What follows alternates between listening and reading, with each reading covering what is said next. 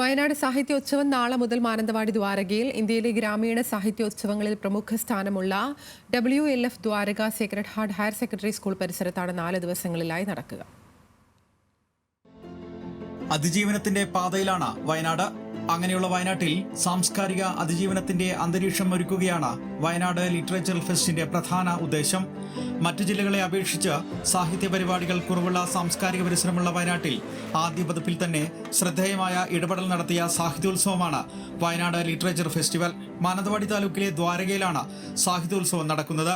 പ്രസിദ്ധ എഴുത്തുകാരി അരുന്ധതി റോയ്, മുൻ സുപ്രീം കോടതി ജഡ്ജി ജസ്റ്റിസ് ജെ ചെലമേശ്വർ ഉൾപ്പെടെ സാമൂഹ്യ രാഷ്ട്രീയ സാഹിത്യ ശാസ്ത്ര പ്രതിഭകൾ പരിപാടികളിൽ പങ്കെടുക്കുമെന്ന് സാഹിത്യോത്സവത്തിന്റെ സംഘാടകനും കാരവാൻ മാഗസിൻ മുൻ എക്സിക്യൂട്ടീവ് എഡിറ്ററുമായ വിനോദ് കെ ജോസ് പറഞ്ഞു.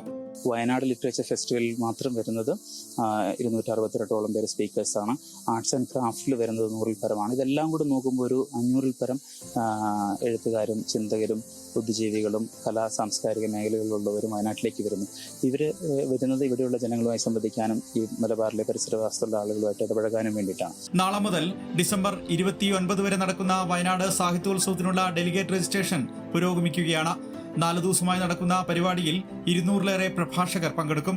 സാഹിത്യോത്സവത്തിനു പുറമെ അന്താരാഷ്ട്ര അക്കാദമിക് കോൺഫറൻസ്, അഖിലേന്ത്യാ ആർട്ട് ആൻഡ് ക്രാഫ്റ്റ് മേള, ഫിലിം ഫെസ്റ്റിവൽ, പുസ്തകമേള, ഭക്ഷ്യമേള, കാർഷിക വിപണി, പൈതൃക നടത്തം, ആർട്ട് ബിനാലെ, കുട്ടികളുടെ വിനോദ വിജ്ഞാന കളരി എന്നിവയും നടക്കും. ന്യൂസ് മലയാളം, വയനാട്.